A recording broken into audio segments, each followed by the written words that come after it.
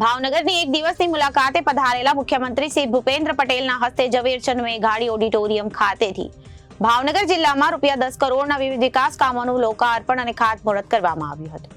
આવાસ યોજના અને રીડેવલપમેન્ટ થયેલા મકાનના લાભાર્થી બહેનોને મુખ્યમંત્રી શ્રીએ પ્રતિકાત્મક ચાવી અર્પણ કરી ગૃહ પ્રવેશ કરાવ્યો હતો. મુખ્યમંત્રી શ્રીના હસ્તે કોમ્પ્યુટરાઇઝ્ડ ડ્રો દ્વારા મકાનની ફાળવણી કરવામાં આવી હતી.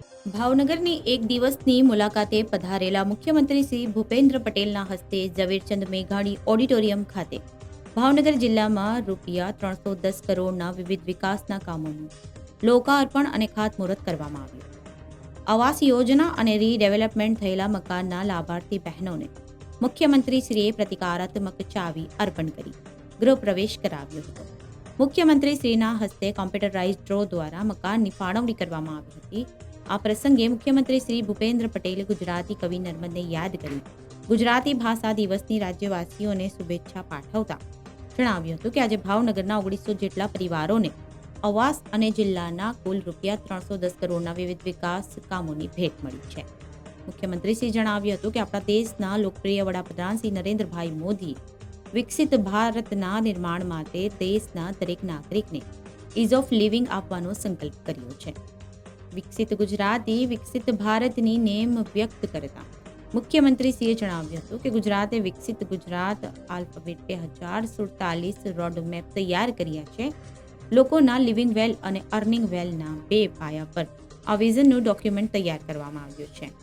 તેમણે ઉમેર્યું હતું, વિકસિત ભારતની લીડ ગુજરાત લેશે. મુખ્યમંત્રીશ્રીએ કહ્યું કે સેમિકન્ડક્ટર ક્ષેત્રમાં ગુજરાતને સફળતા મળી છે. ધોલેરામાં બનનારા સેમિકન્ડક્ટરથી ભાવનગરને વધુ ફાયદો થશે. ભાવનગરમાં 350 કરોડનો રિંગ રોડ બનવાથી આ વિસ્તારની કાયાપલટ થશે. સ્વચ્છતા જાળવવા માટે મુખ્યમંત્રીશ્રીએ ધાર્મિક ટકોર કરતા કહ્યું કે આપણે ત્યાં ભણેલા ગણેલા લોકો પણ સ્કૂટર પરથી કચરો ફેંકે છે. એ બાબત યોગ્ય નથી. આવનારી પેઢીના ભવિષ્ય માટે ગાય આધારિત પ્રાકૃતિક ખેતી અપનાવવાનો અનુરોધ કરતા મુખ્યમંત્રીશ્રીએ જણાવ્યું હતું કે આખું ગુજરાત પ્રાકૃતિક કૃષિમાં અગ્રેસર બને તે દિશામાં રાજ્ય સરકાર પ્રયત્નો કરી રહી છે. ત્યારે આપણે આપણા પ્રાકૃતિક કૃષિ અપનાવીને સુખી તથા તંદુરસ્ત સમાજનું નિર્માણ કરીએ. પાણી અને પર્યાવરણ બચાવવા માટે પણ તેમણે અપીલ કરી હતી.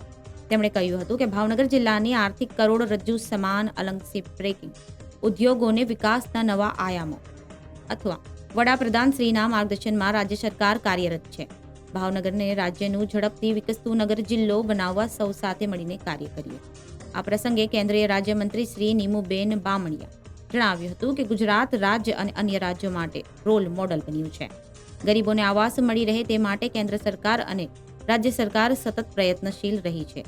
તેમણે કહ્યું કે આપણા રાજ્યના મૃદુ અને મક્કમ મુખ્યમંત્રી શ્રી ભૂપેન્દ્રભાઈ પટેલના હસ્તે આજ રોજ અનેક લોકોને આવાસો મળ્યા છે.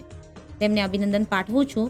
આ તકે મેયર શ્રી ભરતભાઈ બારડ, ધારાસભ્ય સર્વસિંહ જીતુભાઈ વાઘાણી, શ્રીમતી સેજલબેન પંડ્યા, સ્ટેન્ડિંગ ચેરમેન શ્રી રાજુભાઈ રાવડિયા, જિલ્લા વિકાસ અધિકારી શ્રી અને incharge collector Shri H Solanki, Gujarat housing board સચિવ Shri RG Gohil, housing board commissioner Shri SB Vasava, municipal commissioner Shri Sujit Kumar, deputy housing chairman Shri SA. Dodiya, આગેવાન શ્રી અભયસિંહ ચૌહાણ, શ્રી દિવ્યેશ સોલંકી સહિતના પદાધિકારીઓ અધિકારીઓ અન્ય મહાનુભાવો ઉપસ્થિત રહ્યા હતા. અને વિકાસની રાજનીતિનો પાયો માનીએ નરેન્દ્રભાઈ નાખ્યો. બાકી આપણે બધાએ ઘણા બધા ઇલેક્શનો જોયા છે, ઘણા બધા કામો જોયા છે, પણ ક્યાંય કામની વાત, કામની હરીફાઈ, કામની ક્વોલિટી એ બધાની વાતો બહુ ઓછી થતી.